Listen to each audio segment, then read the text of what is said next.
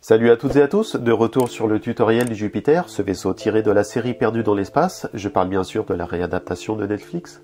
Dans le précédent épisode, j'ai présenté les premières étapes que je propose pour une construction simplifiée d'une maquette d'un Jupiter. Je rappelle pour être plus exact que c'est une interprétation de ma part, étant donné qu'il n'y a pas de plan officiel sur le véhicule en question, ni de maquette dans le commerce, étant donné que la conception pour la série n'a pas dépassé le stade du numérique. J'ai terminé la précédente vidéo, lien en description pour ceux qui ne l'ont pas vu. Oui, donc j'ai terminé la précédente vidéo sur deux éléments travaillés, qui présentent pour l'un une partie supérieure de la maquette et pour l'autre, avec un temps de travail un peu conséquent, vous allez me dire, une partie inférieure du vaisseau. Si ce concept vous plaît, n'hésitez pas à me le faire savoir en commentaire, partagez-moi également ce que vous aimeriez voir sur la chaîne en termes de tutoriel. Et si vous n'êtes pas encore abonné, c'est le moment de s'y mettre. Je vous remercie d'avance. Avant de commencer, je rappelle les règles du jeu. Je propose une forme de tutoriel qui présente le suivi étape par étape de la construction d'une maquette, avec pour seule base de travail un schéma que j'ai dessiné d'après des images de la série, avant de reproduire le dessin en propre sur informatique. Une image que j'affiche maintenant, qui peut être imprimée à la taille que vous voulez, pour ma part sur un format A4 pour m'adapter à l'épaisseur des cartons plumes dont je dispose. Et enfin ce même dessin que je vais présenter tout du long de la vidéo avec des zones oranges pour indiquer ce qu'il y a à découper pour créer l'assemblage. J'espère que les règles sont suffisamment simples, il est maintenant temps de reprendre là où on en était. C'est par un coup de peinture qu'on va démarrer. Je préviens tout de suite, nous n'allons pas réaliser une mise en peinture digne d'une carrosserie d'avion de chasse pour l'intégralité du vaisseau. Je vais faire des aplats de couleurs avec des teintes qui ne vont pas forcément coller avec les couleurs du vaisseau de la série. Je pars du principe que nous n'avons pas tous du matériel de professionnels, donc ça va, on s'en sortira pas mal. En théorie, les tuiles hexagonales du Jupiter devraient tendre sur une teinte noire ardoise. Pour s'en approcher, je n'hésite pas à faire des mélanges, même si je sais que ce sera très subtil car le noir va envahir les autres couleurs. Pendant que ça sèche, on repart sur les découpes, à commencer par deux grandes pièces auxquelles il faudra faire un chanfrein. En premier, sur la partie extérieure côté dessin, je fais un tracé bleu sur le schéma pour préciser là où il faut couper en diagonale. Puis il faudra faire un autre chanfrein, cette fois en retournant les éléments avec une coupe en diagonale sur l'intérieur des deux pièces. Encore une fois, le tracé en bleu. Bien sûr, je vous laisse quelques images pour vous montrer comment je fais une découpe en diagonale.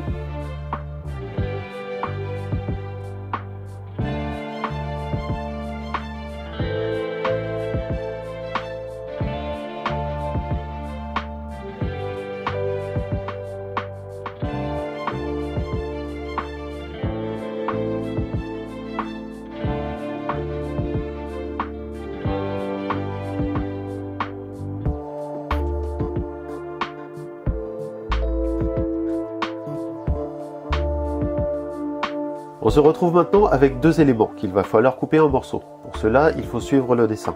Cette découpe va permettre de créer un arrondi pour l'assemblage qui va suivre. Tout en gardant le bon axe de chaque pièce, c'est très important, il faut maintenant assembler les deux principaux éléments obtenus dans la vidéo précédente, l'un d'eux qu'on vient de peindre.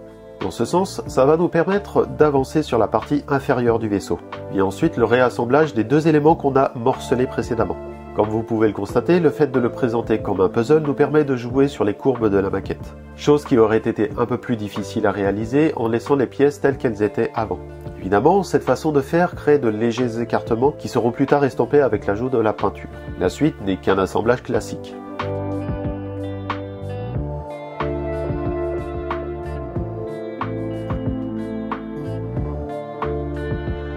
Une fois terminé, nous voilà maintenant avec un assemblage presque complet. Nous pouvons retourner sur la partie supérieure du vaisseau pour terminer le chapeau. Mais avant, j'aimerais corriger la tranche de la maquette. Si comme moi vous avez une découpe dégueulasse, avec un carton qui ne présente pas bien sur la tranche, pas de panique, il faut mesurer l'épaisseur de la coupe, puis découper une bande de papier ou de carton d'enveloppe à la bonne taille pour créer un habillage.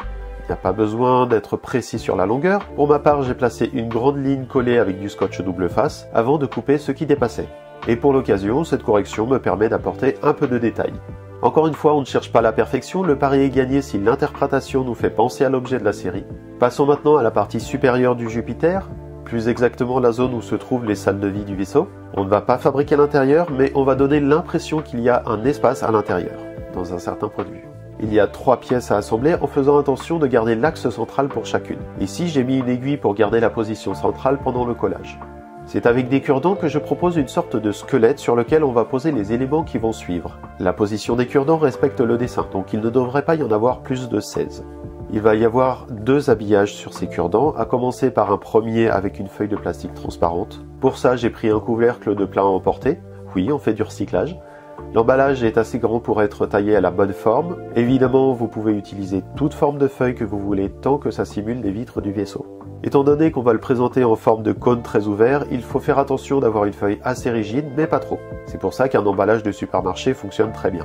L'idée est de faire en sorte que le cône se pose sur les cure-dents. Je m'y suis repris à plusieurs fois pour être juste, alors ne vous en faites pas si vous n'avez pas le bon angle du premier coup. Un scotch papier repositionnable est idéal pour faire plusieurs tentatives. Avant de coller le chapeau, il faut penser à peindre la pièce avec les cure-dents. Le plonger dans le noir donnera plus tard l'illusion qu'il y a du fond à travers les vitres sans pouvoir déterminer la profondeur. Je reprends une nouvelle fois le centre du dessin, seulement je vais coller ma feuille de dessin sur du carton d'enveloppe pour avoir une légère rigidité. L'utilisation du scotch double face est une méthode très pratique pour ça.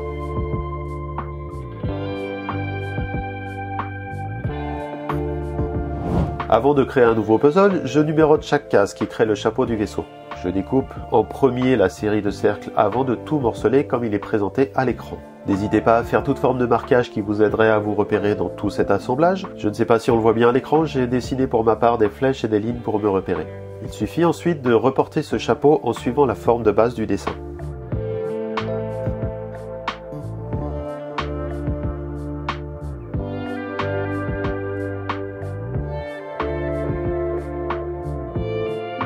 Une fois terminé, comme pour la tranche du vaisseau, j'ai mis une bande de carton pour cacher la découpe maladroite du chapeau.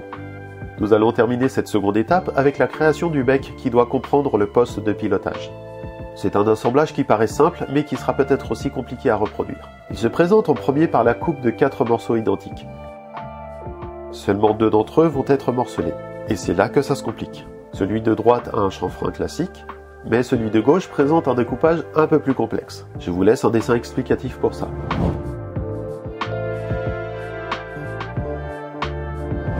Une fois terminé, il faut assembler les 2 bouts comme je le présente à l'écran.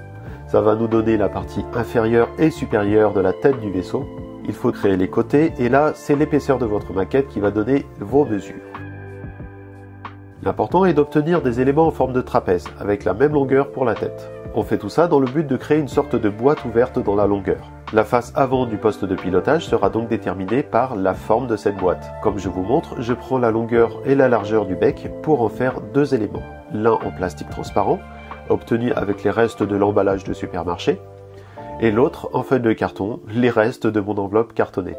À partir de là, il va falloir être un peu minutieux pour arriver à reproduire un dessin comme présent à l'écran. Encore une fois, je ne peux pas donner de mesure puisque ça va être de l'interprétation par rapport à votre maquette. Avec la taille de cet élément, il ne faut pas être trop exigeant sur les détails. Si le résultat vous plaît, il suffira de placer les 2 éléments sur la boîte qui forme la tête du vaisseau. Une boîte que j'aurais pu peindre en noir à l'intérieur, mais j'ai collé la tête avant d'y penser. Encore une fois, je vous montre que toute méthode est bonne à prendre pour donner un peu d'appui sur les éléments qui prennent le temps de coller. Et voilà que cette seconde étape est maintenant terminée. La maquette a bien avancé, mais il restera encore pas mal d'éléments à réaliser pour finaliser le Jupiter. Je vous remercie d'avoir suivi cette vidéo et je vous dis à la prochaine pour le prochain tutoriel.